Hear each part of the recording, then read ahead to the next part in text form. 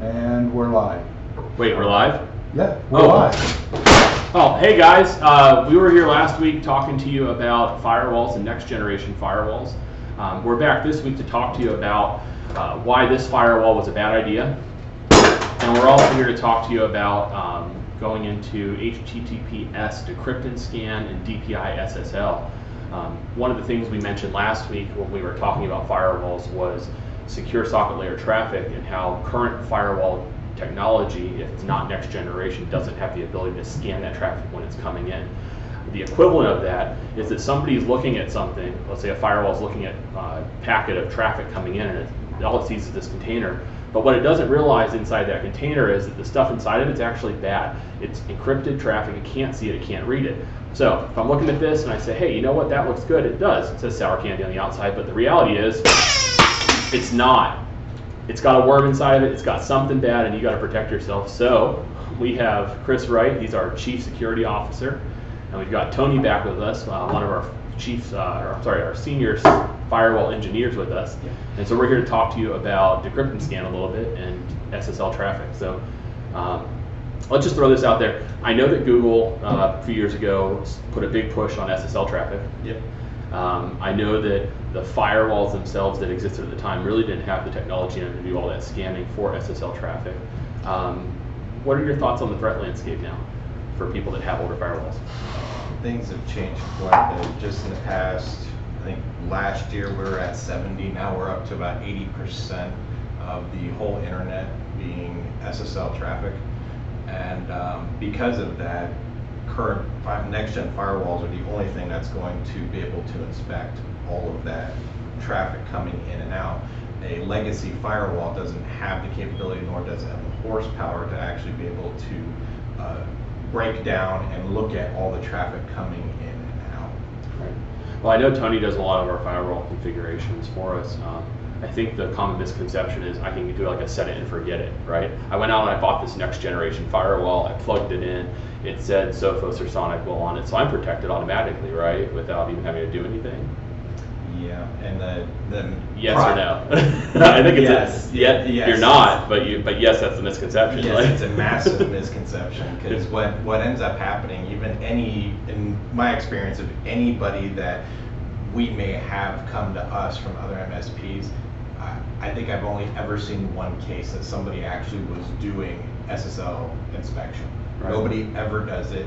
They sell you a firewall, whether it's a SonicWall, Sophos, a Fortinet, anything, and they put it out on site, plug it up, and that's it. Right.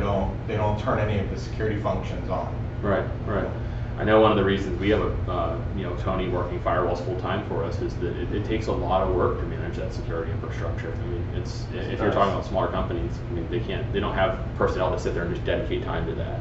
Like constant back and forth of websites updating their security and having to whitelist or fix the things that they might break because the security is being detected. Yeah. It's technically a man-in-the-middle attack what we're doing with the firewall for HTTPS inspection. Right.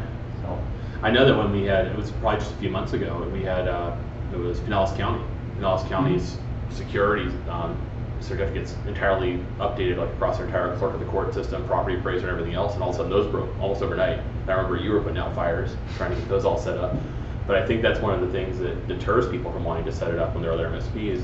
But it's also a huge gap in your firewall. I mean, 70% of your traffic now is coming through and it's entirely unscanned. Yep.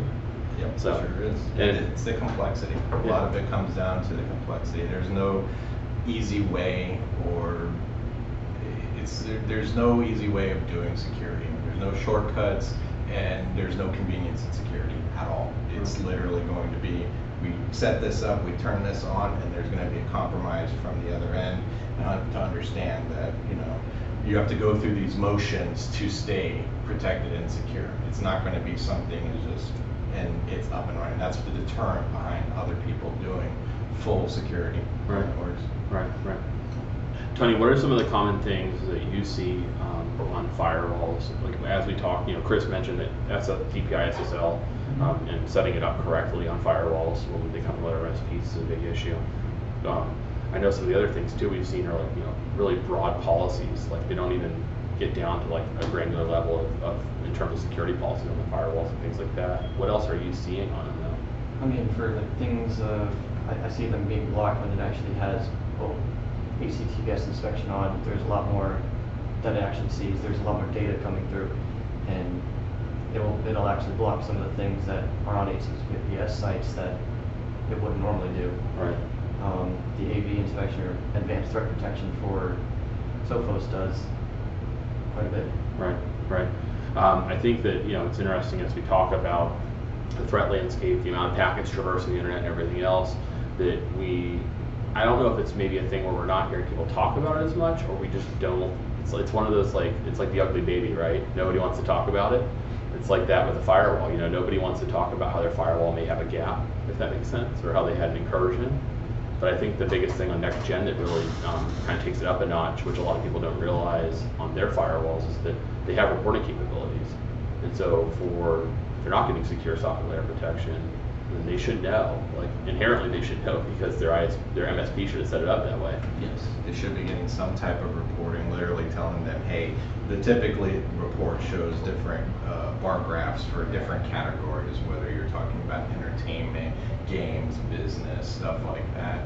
So that kind of gives you more of a granularity for compliancy reasons too. So a lot of times when you're talking about HIPAA compliancy, it's required that you have some type of reporting system to be able to go back to and say, well, we did have a compromise here, we have all this information, but in a situation where you're not doing deep packet inspection, something comes in and you don't have that kind of reporting, or you don't have anything to show how it got in and where it went, then I think that a lot of our viewers that watch these videos, they're not. We have a way of being overly technical sometimes. Yeah. I know we talk down, we talk a little bit lower level in terms of trying to make sure that we bring it down to a consumer level in these talks. But I would think, my thing on reports is that if you're not getting a report, that report should at least at a minimum show you if your firewall's configured somewhat correctly in the right direction. Because I think what a lot of people don't realize is that the secure traffic, if it's not configured correctly, is going to show up in that uncategorized, unidentified traffic range. Oh, definitely. So It'll just show HTTP. And right. That's pretty much it. Right. So I guess that would be a takeaway for us to at least the people that are watching this too, that if you're seeing reports coming out of your firewall and they say uncategorized traffic, or they say things like just general HTTP or unidentified, it probably means you're not configured correctly. Just because it should categorize itself at a minimum, or there should be some minimal traffic in uncategorized. Yeah, you'll have a small amount, whether it's labeled unrated or something like that. Some websites, they have a hard time actually rating some of this stuff, and that's okay. But when you're talking about, well, I've got 5 things under entertainment, and then I've got 12,000 things under unidentifiable, then you're not doing inspection. So could you break it down, let's go consumer side, I already kind of talked about it a little bit from my side, but what from your side for Decrypted Scan and how that process works through a firewall, like I said, at a consumer level, let's not get overly technical on it. Okay, so whenever you go to a website, coming from your workstation, going out to a website, there is basically a secure tunnel to the website. Each individual computer creates its own secure tunnel to that website. And because the firewall is in the middle of it, this firewall can't see anything in between. So what we do is you have to put a certificate from the firewall to all the individual workstations. And what happens is that traffic then goes to the firewall, and then the firewall sends it out to those websites, and it plays what Tony mentioned as a man-in-the-middle attack. So the firewall itself is actually seeing and inspecting and viewing all of this encrypted traffic, and is able to do the logging, as well as it's able to execute anti-spyware, anti-malware, and stuff like that. And then depending upon the platform, this also plays a role in AV and some other things too on the local workstations, communication and such, like in the case of Sophos. Right. I think one of the other parts to that too is that a lot of employers, we'll say upper management even, don't realize the amount of,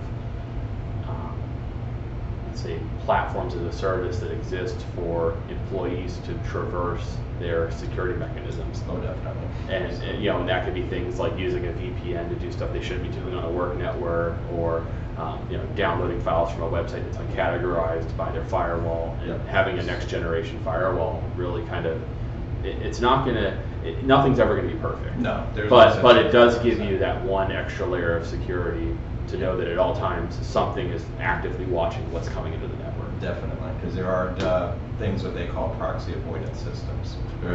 We see that a lot in school systems where children try to use avoidance systems to go out to sites that they shouldn't.